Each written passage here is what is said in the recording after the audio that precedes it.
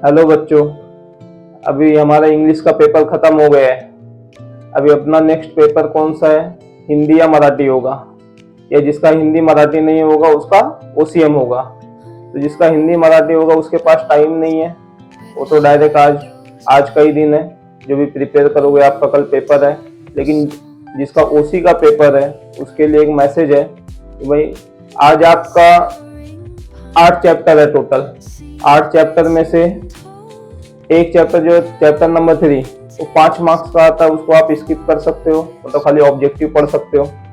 बाकी के चैप्टर आपको 3 दिन में प्लान करके रिवाइज करना है, अदरवाइज रिवाइज नहीं होगा।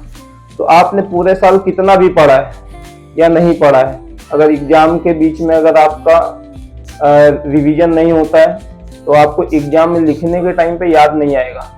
कोई भी थ्योरी पेपर हो, आपको एग्जाम के टाइम पे रिवाइज अच्छे से करके जाना है, अदरवाइज लिखने के टाइम पे आपको पॉइंट भी नहीं याद आएंगे और आप फ्लो में लिख नहीं पाओगे, उससे आपका पेपर इनकम्प्लीट छूट सकता है। तो हमारा स्ट्रेटेजी क्या होगा, मैं आपको थोड़ा सा गाइड कर देता हूँ। जिसने भी पढ़ा है अच्छे से उसके लिए गाइडेंस ये है कि पहले चैप्टर नंबर 4, आज आपका हाफ डे बचा है, आप चैप्टर नंबर 4 को टारगेट करो। आज chapter number 4 question with objective complete करो। उसके बाद में भी आपके पास 3 दिन का गैप बचता है। 3 दिन के गैप में आप चैप्टर नंबर 1, 2 कल कर सकते हो, और उसके बाद में चैप्टर नंबर 5, 6, 7, 8 ऐसे जो बड़े बड़े चैप्टर्स हैं उसको सीक्वेंस में आप अपने हिसाब से अरेंज करो। लेकिन जो अच्छे से चैप्टर्स पढ़े हो पहले उसको कंप्लीट करने का ट्राई करो।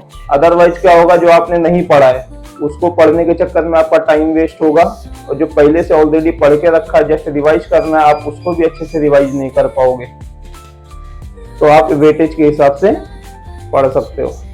अभी हम लोग थोड़ा चैप्टर वाइज देख लेते हैं डिटेल में। जैसे अपना चैप्टर नंबर 4 है, ऑप्शन के साथ 27 मार्क्स का आता है, तो पहले उसको आज कवर करेंगे। और उसके बाद में कल सुबह चैप्टर नंबर 1 और 2 आफ्टरनून तक आपका हो जाना चाहिए। तो चैप्टर नंबर 1 और 2 थोड़ा सा इजी पार्ट है, आपने बहुत बार किया रहेगा तो उसको रिवाइज करने में थोड़ा कम टाइम लगता है। शाम के टाइम पे आपका चैप्टर नंबर 8 चालू करो, वो भी आपका 20 मार्क्स का आता है विथ ऑप्शन। और कोई भी चैप्टर आप पढ़ोगे तो आप लॉन्ग आंसर के साथ में आप उसका ऑब्जेक्टिव भी साथ में कंप्लीट करो। ऑब्जेक्टिव आप टेक्स्ट बुक के भरोसे में नहीं रहना, ऑब्जेक्टिव हमेशा डाइजेस्ट से ही पढ़ने का, क्योंकि टेक्स्ट बुक में आपको बहुत लिमिटेड ऑब्जेक्टिव दिए हैं, आपको डाइजेस्ट में थोड़े ज्यादा दिए रहते हैं जिसमें से एग्जाम में पूछता है। बाकी के जो भी चैप्टर्स बच जा रहे हैं, चैप्टर नंबर 5 है, चैप्टर नंबर 6, 7 आप उसके नेक्स्ट डे पे कवर कर सकते हो। और लास्ट दिन आप एक इतना हाफ डे रख देना, और एग्जाम के डे वाला मॉर्निंग का टाइम, कि आपने जितना भी पढ़ा है एटलीस्ट ऊपर से आपका पॉइंट वाइज आप पॉइंट रिवाइज कर लो। और उसको चाहिए तो एक दिन आप टाइम निकाल के 11 से 2 में आप एक पेपर भी लिख के देख सकते हो, उससे आपका कॉन्फिडेंस भी थोड़ा बूस्ट होगा। और ओसी का पेपर ऐसा है जिसमें आपको वर्ड टू वर्ड नहीं लिखना है, आप ओन लैंग्वेज, अगर आपका सेंटेंस फ्रेमिंग थोड़ा ठीक ठाक है, आप ओन लैंग्वेज भी लिखे तो आपका स्कोर अच्छा होता है। ओसी में बहुत सारे लोग आउट ऑफ भी लेके आते हैं, 90, 92, 95 हर साल बच्चे लेके आते हैं। वो स्कोर करना काफी इजी है एज कम्पेयर टू इकोनॉमिक्स और अदर थियरी सब्जेक्ट।